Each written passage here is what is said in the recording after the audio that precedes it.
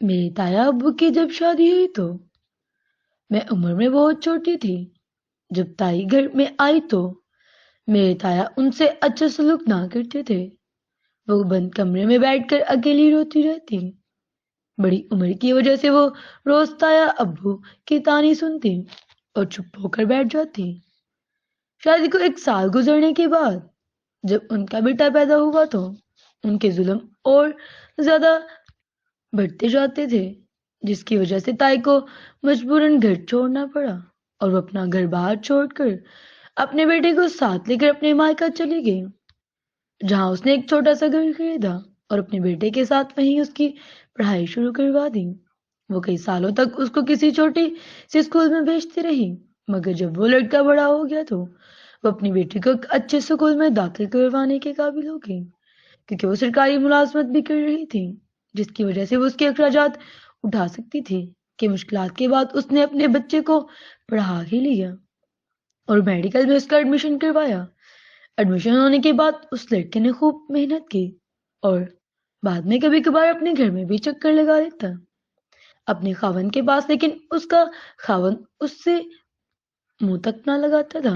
وہ کئی دوسری عورتوں کے پیچھے لگ رہتا تھا، جس کی وجہ سے وہ اس عزت تک نہ کرتا تھا.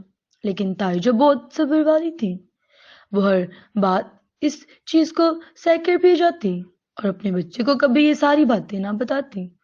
وہ ہر روز جیتی مرتی تھی، وہ ہر روز دوسروں کے سہارے پر رہتی تھی، مگر آخرکار جب بچے نے میڈیکل میں اعلیٰ تعلیم حاصل کرنے کے بعد گورنمنٹ جاب کی تو کئی سالوں کے بعد ایسا ہوا کہ انہیں بیرونی ملک سے کال آئی کہ انہیں یہاں پر جاب کرنے کی اپرچونٹی مل رہی ہے. انہوں نے وقت کو ضائع کیے بغیر اس کے لیے یہاں کر دی. قسمت سے جب انہوں نے انٹرویو دیا تو ان کا انٹرویو بھی کلیئر ہو گیا. ماں کی دعائیں اس کے ساتھ تھیں. جب وہ دبئی میں شفٹ ہو گئے تو وہاں انہوں نے محنت کی اور اپنی بیوی بچوں کو اور اپنے ماں کو بھی اپنے ساتھ بلا لیا.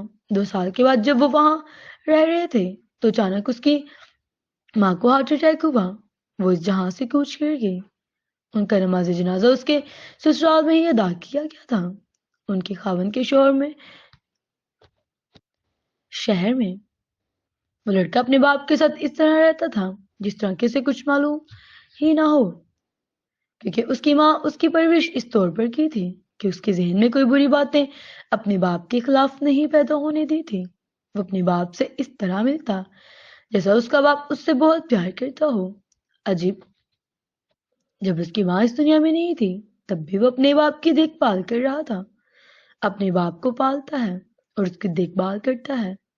اس میں عظیم بات کو داد دیتی ہوں جس نے اتنی مشکل حالات کے باوجود بھی، اپنی خاوند کے برے رویے کے باوجود بھی اپنے بیٹے کے دل میں کسی بھی طرح کی برائی کو پلنے نہ دیا.